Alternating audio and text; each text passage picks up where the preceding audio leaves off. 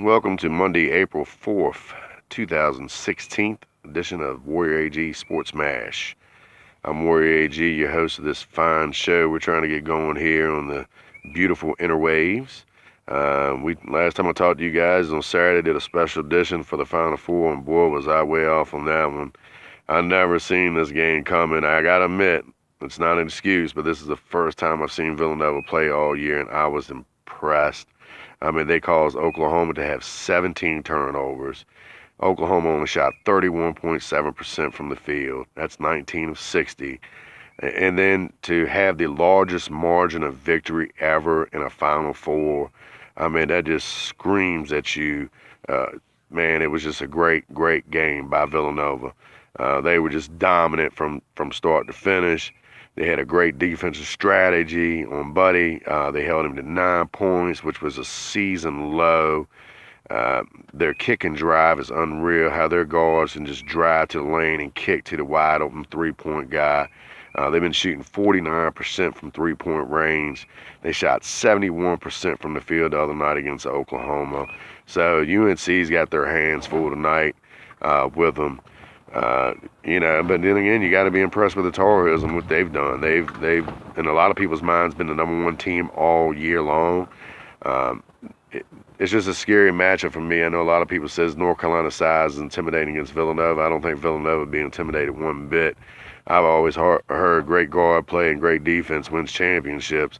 So I guess we'll see if that holds true tonight.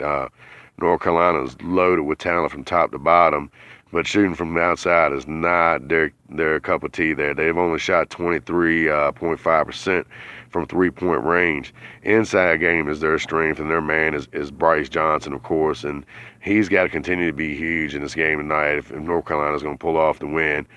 He's been averaging 20 points, 9.6 rebounds during the tournament, so he's got to continue that tonight.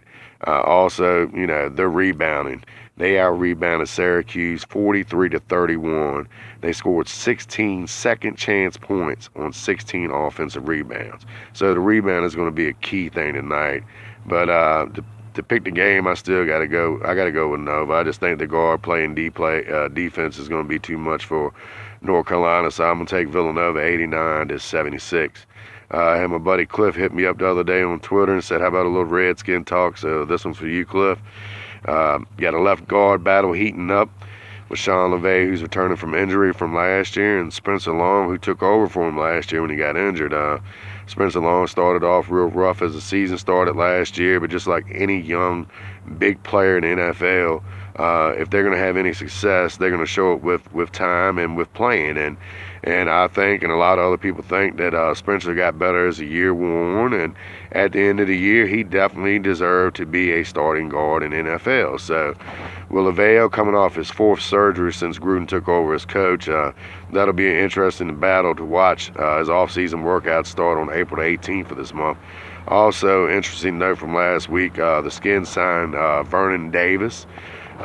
He's not going to supplant Jordan Reed as a starter, that's for sure. And tight end, as everybody knows, was a big problem for us last year. So just adding him adds great depth and great veteran leadership in the locker room, something you never can have enough of. The more leaders you got in that locker room, the better your football team will be.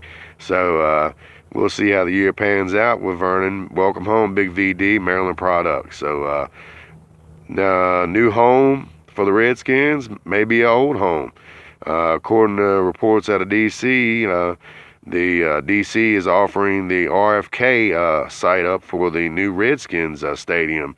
But there are many serious obstacles that remain between the governing bodies of D.C. and Daniel Snyder. We all know when he took and moved FedEx Field from D.C., when he left RFK, there was some falling out then. So we'll see what the future holds for that, but it's definitely in the works coming up. New stadium for the Skins. FedEx Field is old in NFL eyes, but still a great home, and it'll be our home this year, so go Skins. Also today, opening day, big story out of Baltimore this year will be the Joey Ricketts story. He'll be batting ninth today. Joey was a Rule 5 draft choice for the Orioles. He opened up in the Bay League last year, and today he'll be starting his first major league game of his career, playing in the outfield for the O's. And a lot of people were speculating he would start off as leadoff because he really did have a hot preseason this year. I mean, hot spring training. And Buck says, this kid is we don't want to get demote a kid. We'd rather start him off at ninth and let him earn that spot. So as order goes today, we'll have Manny, Adam, and Chris Davis starting things off with Rickards batting in ninth. So keep your eye on him, and let's go O's as they take on the Twins today at home. And we'll continue to look at the starting pitching as the season goes on. Kevin Gausman is due to be back from his rehab. He's going to have some rehab starts in the next week or two, and he's due back April 19th for those. And Brian Maddox is also due back this month on April the 10th after he gets some rehab starts. So that'll be, I think, the biggest sore for the Orioles this year. Like I said before, is a starting rotation. If they can get that down, the offense is not going to be a problem. Our bullpen's been the strength over the years. We're just going to have to get runners in scoring position is what has been the Orioles' biggest thorn in their side the last couple of years. We smash a lot of home runs, but it does a lot better when you have guys on first and second instead of bases empty solos. So we need those runners in scoring position picking up, and the bullpen to keep doing its thing, and we'll follow the starting rotation story as the season goes along. And before we leave today, I just want to give a shout out real quick to the 2016 Hall of Fame class. Shaq, AI, Yao Ming, Jerry Reisendorf, Cheryl Swoops, and Coach Tom Izzo. I think, that's a great class of people that put in the work in years in basketball. They were pioneers of the game, and they followed other pioneers of the game. So kudos to them. Welcome to the 2016 Hall of Fame class again. And before we go, if y'all guys will hit it up on Twitter and YouTube, spread the word around. I'm Warior AG. This is Sports Mash. And don't forget to use the hashtag CapsOff today for Major League Baseball opening day. Enjoy the games, people. See you tomorrow.